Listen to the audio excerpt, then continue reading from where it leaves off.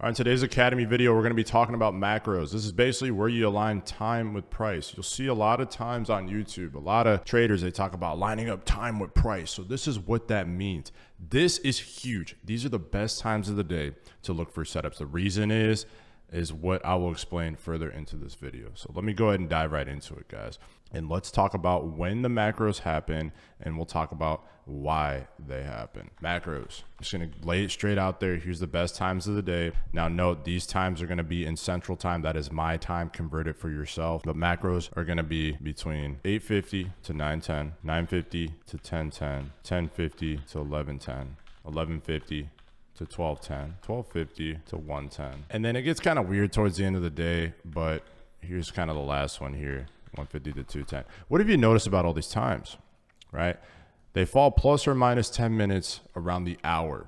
Okay, so this is 10 minutes before the hour, this is 10 minutes after the hour, 10 minutes before the hour, 10 minutes after the hour, and so forth. Now, these are the best macros to trade just from back testing and in my opinion. Now, you'll see online, don't get too conflicted with this, but you'll see online a lot of people will mention these macros as well. You'll see the 8:20 to 8:40, right? You'll see the 9:20 to 9:40. You'll see the 10:20 to 10:40. This is a 20-minute span as well, but it's in the middle of the hour. This can work, these macros in between the hour, but the macros surrounding the hour work the best. And the reason is because whenever the hour ends, a new hourly candle forms. It's important to understand this. When a new hourly candle forms, you typically get a bigger reaction from price.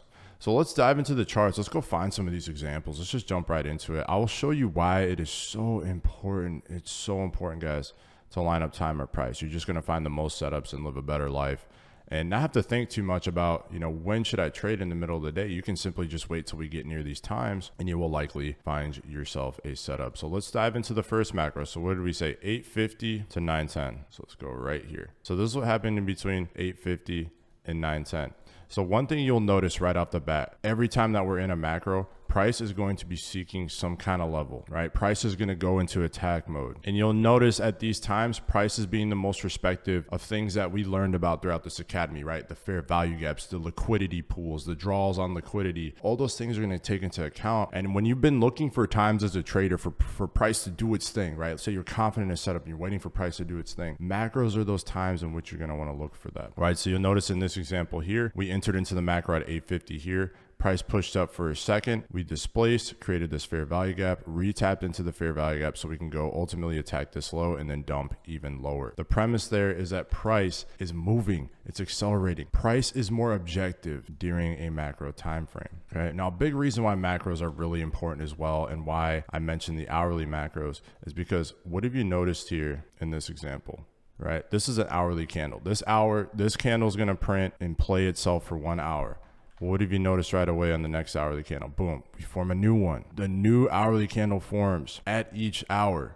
It's important to know this because this is just when price tends to go. It tends to accelerate. It tends to be more objective, make a move. Let's take a look here. Another macro, okay? So this is a good example because it shows us how we can play this leading into it. So in this example here, price is pulling down, taps into this level here, and it's about 9:42. So what did we say was the macro time frame, right? We said 9:50 to 10:10. So let's use this example, right? So this would be the macro time frame. Well, right now, you notice that going into the macro, price is already getting a little bit, more movement, right? It's being a little bit more objective. So we deep dive down out of nowhere right before the macro, cause this displacement, completely inverse this gap to continue higher. But what is significant about this? Well, we made this move coming into the 950 macro because the 950 time is right here, this blue line here. We made this move coming into the macro, and then after the fact of the macro, we started pushing hard. That's very important. The times of day and price are everything. It has made my trading tenfold in success.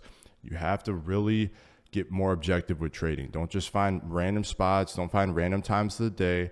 Look for good times of the day. Look for setups and look for confluences to get you there. Let's walk through one more example.